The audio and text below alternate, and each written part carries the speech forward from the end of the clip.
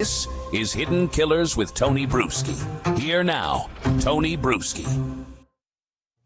There are failures you can chalk up to human error, and there are failures so avoidable, so brazen, they feel like the state itself committed a crime. That's what we're dealing with in Lonoke County, Arkansas. Not a clerical mistake, a collapse. And I'm going to pose this question to you at the beginning of this because I want you to think about it as we talk about it. And in no way, shape, or form, I want to say, am I accusing anyone of doing anything, okay? But I'm just making an observation of life. I have never met any or heard of anyone ever in life. I don't know anyone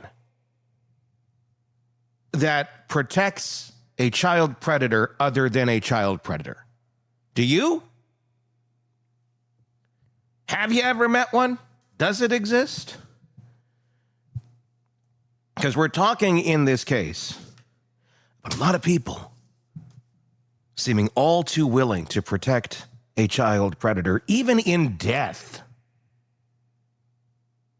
Start the clock on October 8th, 2024, middle of the night. A dog barks. Father wakes up. The bed where a 14-year-old should be sleeping is filled with a decoy. Hoodie, stuffed animal, like a child trying to make it look in the dark like everything is fine. Nothing about it is fine because across the same county, a 67-year-old man named Michael Fosler, already charged months earlier for online grooming in contact with the very same child, is out on bond. This is not a rumor. This is not a whisper. Charged and out. Aaron Spencer makes a 911 call. He also makes another call, the one that lives inside every parent's body when a child is missing and a predator is free. A call to himself, a call to action. Move. He drives. He spots the truck. He recognizes the second he sees it. His daughter is in the passenger seat. The man who's supposed to be nowhere near her, but Lonoke County judge said, you can get out in a $5,000 bond with a no contact order. Yeah, he's behind the wheel. The same one who already preyed on his child has return and come back to get the child in the middle of the night. A no contact order might as well be confetti. What happens next will be litigated in court because unlike the system that failed his daughter, the law will still do its dance. But the core is not disputed. Spencer tries to stop the truck. He forces it off the road. He gets out. He's yelling for the driver to get out. His daughter is sitting there. The man gets out. The predator gets out. And he tries to confront Spencer. Rather than letting his daughter out like he's shouting, the predator gets out and approaches Spencer. Now, if you're sitting there and you're a father, you're a parent, you're a concerned citizen, and you know what's going on here, and the predator has the child in the vehicle and he's approaching you and you have a weapon, yes, you're damn right that's time to fire. And that's exactly what happened. And the threat stops. And the little girl goes home alive. End of story, right? That's how it should end. If this were the Lifetime movie, the music would play, everything would be okay, there'd be a lot of therapy, but in the end, the right thing happened, correct? The bad guy is gone. He's down. He's been stopped because he pushed a family. He pushed the rules. He pushed society to its limit of what it would accept until it had no choice but to stop him from breathing. Well, Arkansas wasn't done with failing this family. And you're right, a certain podcaster here is going to talk a lot about it.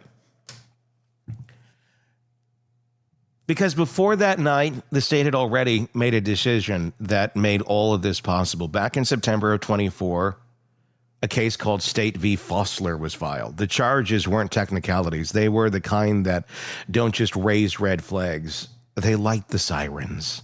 Internet stalking of this child. Indecency with it. Possession of that sort of material. And more. Everyone who needed to know knew. The prosecutors, the court, pretrial services. The risk wasn't theoretical. It was a map. And still the message from the bench and the state was simple. Go on home. A bond. Conditions that read through on paper and evaporate in real life. An order that said, do not contact, and a reality that said, no one's watching. The state took a loaded situation and handed it back to the person most likely to pull the trigger. Then, after the rescue, after the one person who actually did his duty that night did it, the state found its urgency. Not to figure out how a man facing that many child-related felonies was free, not to audit the signed off, who signed off on that bond and why. No, the urgency went into charging the father. Not, hey, this guy should have never been out in the first place. Let's go fix this massive abomination. No. We screwed up. Who else can we blame? What can we do? Let's go after the dad. Sarah Huckabee Sanders, the current governor, you should be so proud. You should be so proud of those people wearing the big hats. Maybe you can all stand in a circle and do what you do best. Tell each other how great you all are. Or maybe take a look inside and go, this was screwed up. We should fix this. The party of families and God and rule of law. This sounds exactly like that, doesn't it? Prosecute the father who saved his daughter from a predator that y'all let free.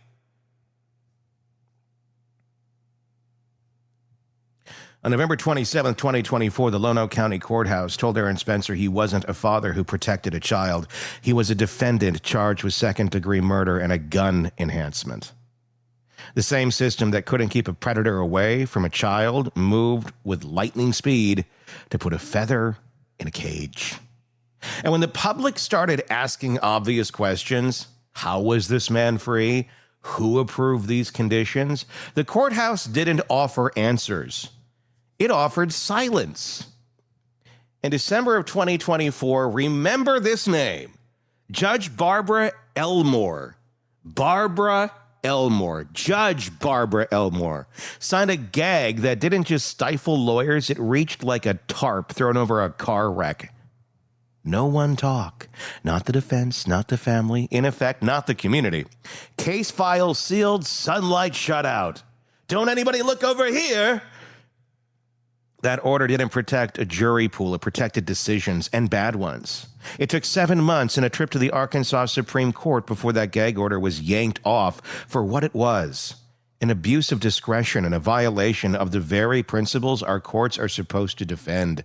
The High Court hit the brakes in May of 25.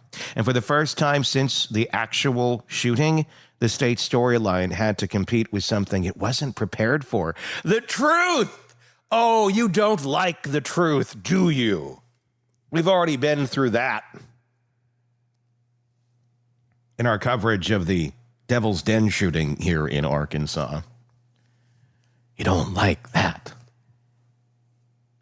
You get so angry, you call out podcasters in your press conferences where you talk about how great everybody is. But the truth in that case was it took us revealing the vehicle, who, where, and all the information you guys were too afraid to put out there to finally catch the man. And you put a gag order on that one, too. That one's a little different. But again, one of those things where let's not dig too deep into how we've been doing things. When you don't like it, make everybody shut up. Let's just call this plainly what it is. The state failed first. It failed when it let a high-risk defendant walk on bond in a case with a child victim. It failed when it didn't enforce the very conditions meant to keep that child safe. It failed when warnings weren't followed with supervisions. It failed when the same man was able to make contact again. And it failed hardest when, on the night the failure came home, the father had to do a job that courtroom promises and pretrial conditions were supposed to do, but obviously would not. That's why you keep these people in cages. There ain't many cases of letting predatory adults free where it ends up good and someone else doesn't end up being a victim. Again, I don't know anyone that protects child predators other than child predators.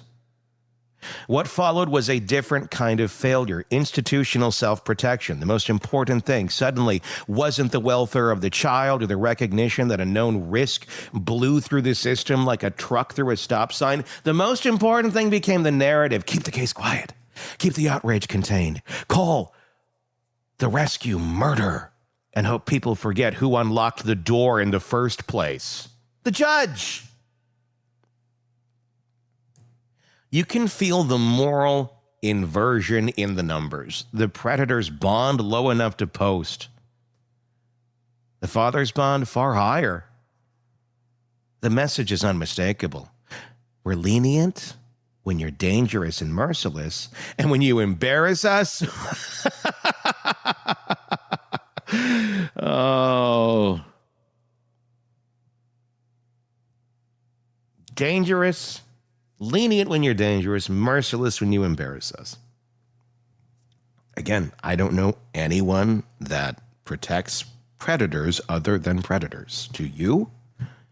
And yet, even with the weight of the state on his neck, Spencer didn't fold in the role that they wrote for him. He stayed on his feet. Out on bond, he kept speaking through his attorneys, and when the gag came down, he took the long way up to the state's highest court to get his voice back. Then he did something most people never do. He declared he would try to fix the very institution that tried to break him. He announced he would run for Lonoke County Sheriff, the uniform worn by the same county that put cuffs on him. Is that politics? Sure. But it's a referendum. In counties like Lonoke, people don't vote the way cable news thinks they do. They vote with their eyes. They saw a courtroom say a predator could be managed. They saw a father do the managing the night it mattered. They saw a judge gag a community and a Supreme Court tear that gag off. They watched all of it, and they'll vote on all of it. And the calendar matters. The shooting was October of 2024. The charge September 27, 2024. The gag in December. The Supreme Court's rebuke May of 2025. And as of now, the trial is slated for 2026. That drift tells its own story. Early dates came and went. Settings were continued. And here we are, still waiting for a courtroom to answer the only question that ever mattered. What should a father do when the system refuses to protect his child? There's a legal answer, and there's a human one.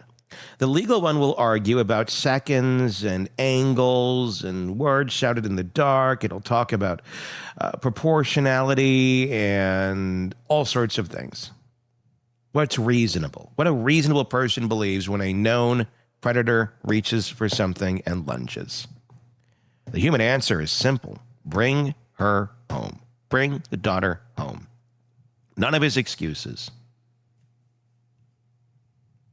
None of this excuses violence. But what it does is force us to ask who had power before the moment shots were fired and how they used it. Because this case isn't something where you have to have an excuse for violence. There was no choice. This was survival. This was keeping his daughter alive, keeping his daughter from being further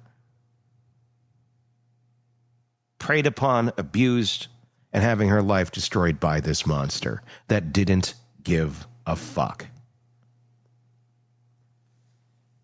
Prosecutors had the power to demand detention or to load a bond with real teeth, GPS, house arrest, active supervision. The court had the power to say, not this one, not with a child at the center, not with the risks of this profile. Pretrial services had the power to monitor like lives depend on it, because one did. Those were chances to prevent a crisis, and they weren't taken. So when the state points a finger at the father, it's pointing away from the mirror. Forensic people will tell you that evidence matters most at the point of contact, distance, trajectory, residue, condition of the weapon, injury, statements made in the moment, blah, blah, blah, blah, blah. But when the victim is a child and the risk is a man already charged in that child's case, the context isn't noise, it's the frame.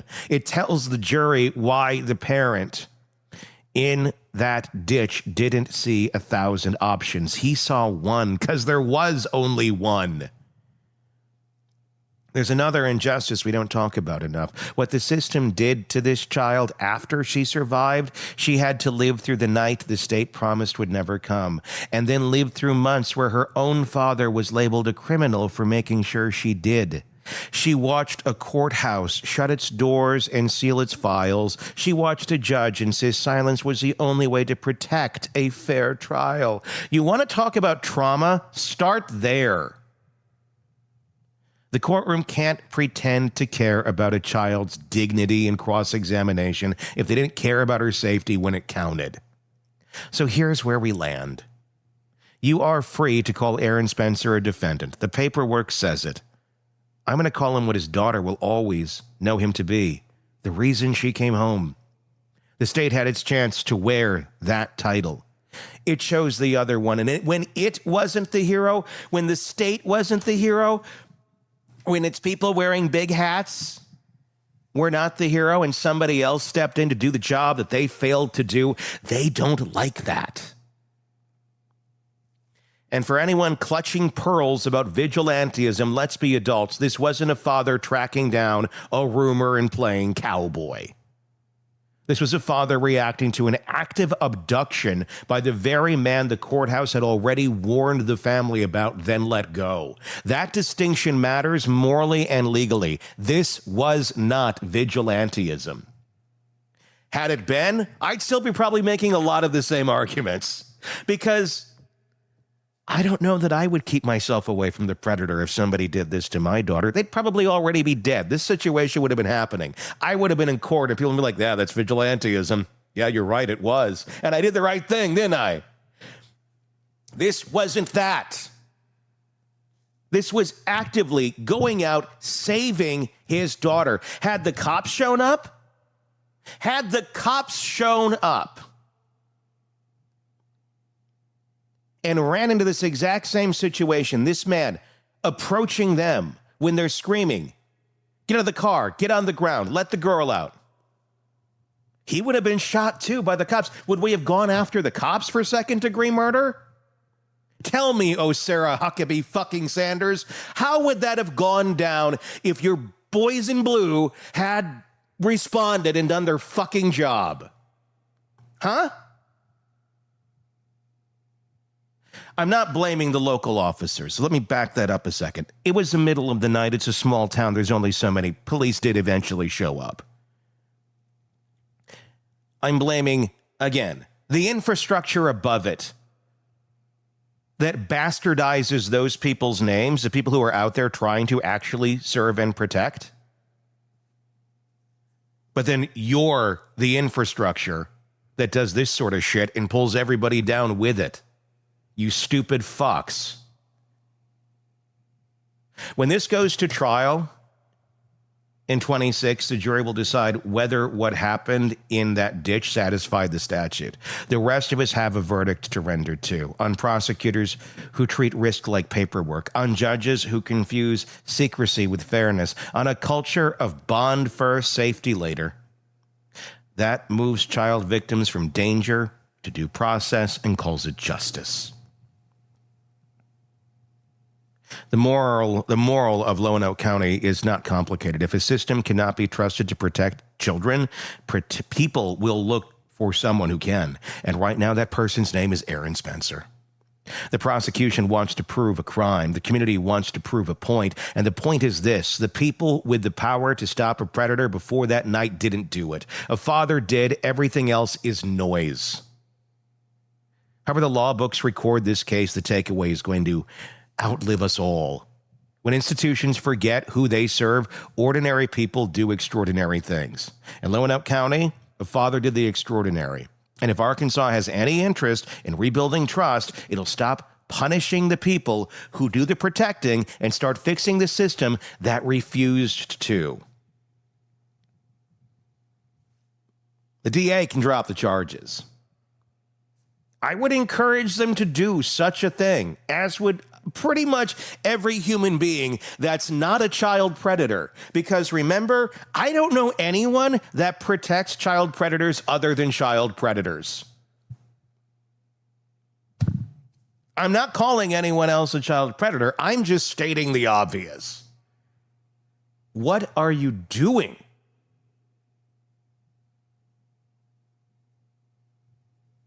That's the story. No spin, no euphemisms, a date stamp, deeply human failure with one person in it who refused to fail.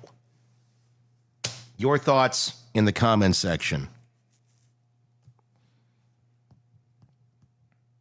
Have your thoughts known even more. Share the story.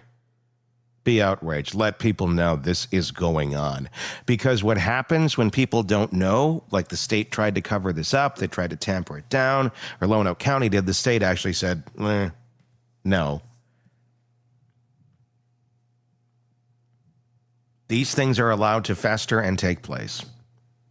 Don't let that happen. Use your voice. You have one. Take action. Let your voice be heard. Press subscribe.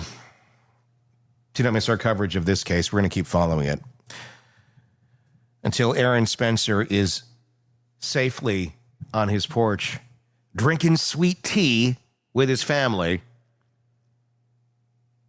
and not worrying about going to prison for protecting the life of his daughter. And we will continue to expose anyone and everyone who continues to protect a dead predator.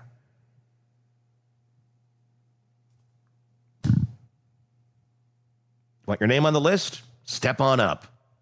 Want more on this case and others? Then press subscribe now and don't miss a moment of true crime coverage from Tony Bruschi and the Hidden Killers podcast.